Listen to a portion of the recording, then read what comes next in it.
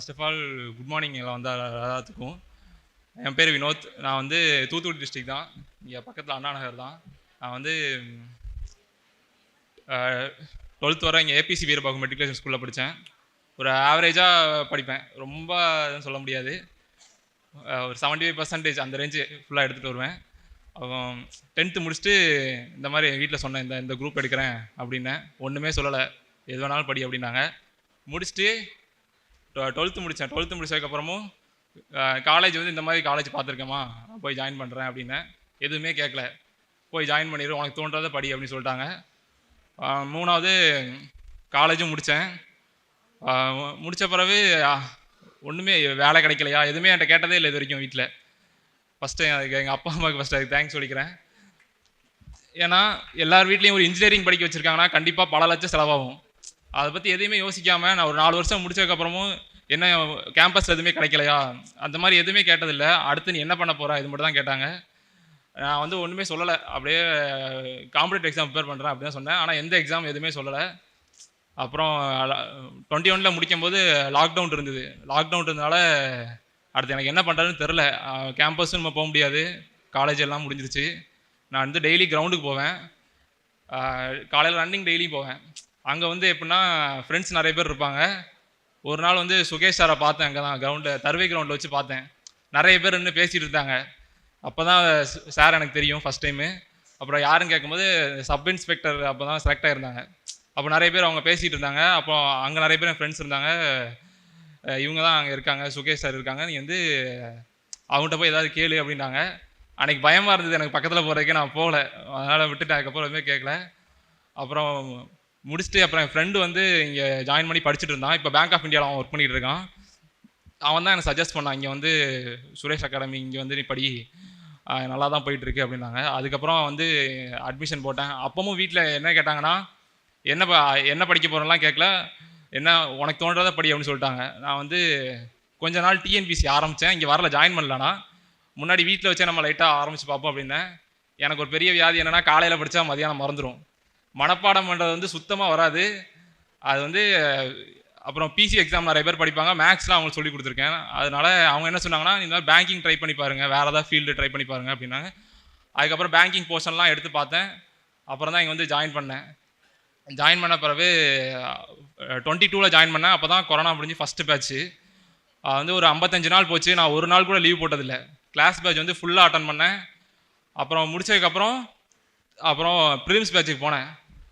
Prelims batch போகிறோம், ஒரு கடலே உட்காந்துருக்காங்க. இங்கே கிளாஸ் பேட்ச் ஒரு 150 பேர் இருந்தால் அங்கே ஒரு 500 பேர் இருக்காங்க. டெஸ்ட்டு போடுறேன், ஒரு 30 மார்க் 35 மார்க் வருது. கட் ஆஃப்லாம் போன வருஷம் கட் ஆஃப் எடுத்து பார்த்தா 74 85 இருக்குது ஒன்று ஒன்றும். இவங்களுக்கு மத்தியில் எப்படா நம்ம வர்றது, ஒன்றும் புரியல. அதுக்கப்புறம் சார் வந்து ஒரு 1 மந்த் இருக்கும், அதே மாதிரி தான் போயிட்டு இருந்துச்சு. ஃபுல்லாக மார்க் வந்து 35 40 தான், டோட்டலாகவே 100க்கு 35 40 தான் வந்துட்டு இருந்துச்சு. அப்புறம் ஒரு நாள் சார் வந்து மார்க் செக் பண்ணுறதுக்காக வந்திருந்தாங்க. அப்புறம் இது மாதிரி இவ்வளோ செக்ஷனில் வீக்காக இருக்குது அப்படின்னு சொல்லிட்டு சூப்பர் பேட்சில் அப்போ கொஞ்சம் பேர் இருப்பாங்க, அங்கே போய் சஜஸ்ட் பண்ணாங்க. இந்த இடத்துல வந்து நான் அவங்களுக்கு ரொம்ப தேங்க் பண்ணிக்கணும். ஏன்னா சூப்பர் பேட்சில் வந்து அவங்களுக்கே நிறையா படிக்க வேண்டியது இருக்கும். ஆனால் அதையும் தாண்டி சுற்றி யாராவது வந்தாலுமே ஹெல்ப் பண்ணிகிட்டு இருப்பாங்க. எல்லாருமே ஒரு ஆள் வந்து ஒருத்தருக்கு ஹெல்ப் பண்ணிகிட்டு இருப்பாங்க. ஃபஸ்ட்டு வந்து நான் வீக்கானது வந்து இங்கிலீஷ் செக்ஷன். என்ன இவ்வளோ நாள் வேலை கிடைக்காம, ஒரு 3 வருஷம் வேலை கிடைக்காம இருந்தது முக்கிய காரணமும் இங்கிலீஷும் கரண்ட் அஃபேர்ஸ் தான் சொல்லுவேன். ஃபஸ்ட்டு வந்து இங்கிலீஷ் செக்ஷன் வந்து சார் வந்து சொல்லி சந்தோஷம் நாங்கள் இருப்பாங்க, அவங்கள்ட்ட போய் கேளுங்க அப்படின்னாங்க. நான் வந்து சந்தோஷன்ட்ட போய் ஒரு 1 மந்த்து கிட்ட அவங்க சொல்லியிருந்தாங்க. நான் வந்து ப்ரிலிம்ஸ் எப்படின்னா அந்த நெகட்டிவ் மார்க்லேருந்து ஃபஸ்ட்டு எப்படி மீள்றதுனே எனக்கு தெரில. ஏன்னா -2 -2.5 10 கொஸ்டின் அட்டன் பண்ணால் 10மே தப்பாக இருக்கும், -2.5 வந்து நிற்கும். அப்போ வந்து சந்தோஷம் தான் ஃபஸ்ட் டைம் வந்து அந்த செக்ஷனல் கட் ஆஃப் எப்படி கிளியர் பண்ணணும் அப்படிங்கிறத வந்து சொல்லியிருந்தாங்க. இப்போ அவங்க ஐடிபியில் ஒர்க் பண்ணியிருக்காங்க, அவங்களுக்கு தேங்க் பண்ணிக்கிறேன். அப்புறம் வந்து மேக்ஸ் செக்ஷன். மேக்ஸ் எப்படின்னா நான் நார்மலாகவே நல்லா போடுவேன், ஆனால் ஸ்பீடு அந்த மாதிரி இது எதுவும் வராது. பேசிக்காக தெரியும், ஆனால் ஒரு எக்ஸாமுக்கு எப்படி அப்ரோச் பண்ணுறது அப்படின்னு தெரியாது. அதில் ஒரு 4 பேர் இருக்காங்க, அவங்களும் சூப்பர் பேட்சில் தான் இருந்தாங்க. மகேந்திர அண்ணன், அப்புறம் வெங்கட் அண்ணன், முத்துசாமி அண்ணன், இவங்க எல்லாருக்கும் தேங்க் பண்ணிக்கிறேன். இப்போ லாஸ்ட்டாக தனசேகர் அண்ணன் இருந்தாங்க, எல்லாத்துக்கும் கிளாஸ் எடுத்தாங்க. இவங்க ஒவ்வொரு 4 பேருமே ஒவ்வொரு சமயம் ஒவ்வொரு விதமாக சால்வ் பண்ணுவாங்க. அதில் இருந்தால் நான் ஃபுல்லாக கற்றுக்கிட்டேன்னு சொல்லலாம். எந்த சமயம் எப்படி அப்ரோச் பண்ணணும், என்ன பண்ணணும் அப்படிங்கிறதெல்லாம் அவங்ககிட்ட வந்து கற்றுக்கிட்டேன். அப்புறம் ரீசனிங் வந்து யாரும் மோஸ்ட்லி யார்ட்டையும் கேட்டிருக்க மாட்டாங்க. அது அப்படியே நானே ஓனாக படித்ததான். ஆனால் அதுலேயுமே பசில்லாம் ஸ்பீடாக சால்வ் பண்ண தெரில. அப்பவும் சார்கிட்ட கேட்டேன். சார் வந்து பிரபாகரன் ஒரு அண்ணன் சூப்பர்வைசராக இருப்பாங்க, அவங்ககிட்ட போய் கேளுங்க அப்படின்னாங்க. அப்புறம் அவங்ககிட்ட போய் கேட்டால் இந்த சம் எப்படி போகணுன்னு கேட்குறேன், டேரெக்டாக ஒரு ஆன்சர் எழுதி என்கிட்ட வந்துட்டார். நான் எடுத்தால் பாசிபிலிட்டியாக போயிட்டுருக்கோம். அவர் காமிச்சோன்னே ஆன்சர் எழுதி தந்தாரா, இவர்கிட்ட போய் நம்ம என்ன டவுட் கேட்குறது, எப்படி டவுட் கேட்குறதுனே தெரில. அப்புறம் அவங்ககிட்டையும் கொஞ்சம் கொஞ்சமாக அப்படியே கேட்டுட்டு ஓரளவுக்கு ப்ரிலிம்ஸ் தேறிட்டேன். அதுக்கப்புறம் என்னென்னா மெயின்ஸ் 2023 தான் வரிசையாக எல்லா மெயின்ஸ் ப்ரிலிம்ஸும் கிளியர் ஆச்சு. மெயின்ஸ் எல்லாமே எழுதுகிறேன். ஆனால் மெயின்ஸில் வந்து சில எக்ஸாம் ஓவரால் கிட்ட வரைக்கும் வரும், ஆனால் செக்ஷனல் கட் ஆஃப் போயிடும். என்னன்னா இங்கிலீஷு கரண்ட் அஃபேர்ஸ் போயிடும். இது என்ன பண்ணுறதுனே தெரில. அப்புறம் அவங்களும் ஆல்ரெடி சொல்லி கொடுத்தவங்களும் வேலைக்கு போயிட்டாங்க. அடுத்து எனக்கு என்ன பண்ணுறதுன்னு தெரில. அப்புறம் வந்து சூப்பர் பேட்ச் எலிஜிபிலிட்டி டெஸ்ட்டில் வந்து கிளியர் ஆச்சு. அப்போ 2023 சூப்பர் பேட்ச் வந்து ஃபுல்லாக அட்டன் பண்ணேன். அதுலேயும் இது வரைக்கும் லீவே போட்டதில்லை தான். எல்லா நாளும் வந்து அட்டன் பண்ணிடுவேன். எல்லா நாளும் கரண்ட் அஃபேர்ஸ் நான் தான் கேட்பேன். ஆனால் நானே அது செக்ஷன் இன்னும் திணறிட்டு இருப்பேன். அதுதான் நான் சொன்னதான் ஃபஸ்ட்டு சொன்னதான். காலையில் படித்தா மதியானம் மறந்துடும். அதுக்கப்புறம் ஒரு 2023 நாங்கள் ஒரு 10 பேர் சேர்ந்து படிச்சுட்டு இருந்தோம். அதில் 2 பேர் இந்த முன்னாடி இன்றைக்கி சீஃப் கெஸ்ட்டாக இருக்காங்க, அகிலன் குணசெல்வராமு. ஃபஸ்ட்டு அகிலனுக்கு நான் தேங்க் பண்ணிக்கணும். ஏன்னா ஒரு எக்ஸாம் முடிஞ்ச பிறகு வந்து அவங்க கிளியர் பண்ணிட்டு போயிட்டான். அதுக்கப்புறம் போயிட்டு விட்டுருக்கலாம். ஆனால் வந்து எல்லா எக்ஸாம் ஆர்ஆர்பி ஃபுல்லாக ஃபெயில் ஆகிட்டேன். அடுத்து ஐபிஎஸ் ஃபெயில் ஆகிட்டேன். அப்புறம் எஸ்பிஐ எல்லாம் முடிஞ்ச பிறகு அந்த என்டி முடியவே கேட்டான், நம்ம கேங்லேயே நீ ஒருத்தன் ஒரு 2-3 பேர் இருக்கீங்கடா, நீங்கள் 3 தான் கிளியர் பண்ணாமல் இருக்கீங்க, கண்டிப்பாக அடுத்த வருஷம் கிளியர் பண்ணுவீங்க. ஒரு டைம் ஃபோன் பண்ணி கேட்கும் போது சொல்லுவான், கண்டிப்பாக இந்த வருஷம் கிளியர் ஆயிரும் அப்படிமா. அகிலன் தேங்க் பண்ணிக்கிறேன். அதுக்கப்புறம் அப்போ 2024 இன்சூரன்ஸ் எக்ஸாம் தான் ஃபஸ்ட்டு கிளியர் ஆச்சு. இப்போ ராஜா சார் தான் இன்டர்வியூ பேனல் வந்து எனக்கு வரைக்கும் நான் எந்த இன்டர்வியூ அட்டன் பண்ணதில்லை. இப்போ இன்ஃபேக்ட் இது கூட ஃபஸ்ட்டு ஸ்டேஜ் எனக்கு. இது வரைக்கும் எந்த ஸ்டேஜுமே ஏறினதில்லை, ஒரு சின்ன ப்ரைஸ் கூட வாங்கினதில்லை. இது வந்து ஒரு முக்கியமான ஸ்டேஜ்னு நினைக்கிறேன். இன்டர்வியூ கைடன்ஸ் ஃபுல்லாக ராஜா சார் கொடுத்தாங்க. அப்புறம் என்னென்னா அதுவும் 2024 ஸ்டார்டிங்கே என்னென்னா இன்டர்வியூலாம் முடித்த பிறகு எல்லாம் ஃபெயில் தான் வருது.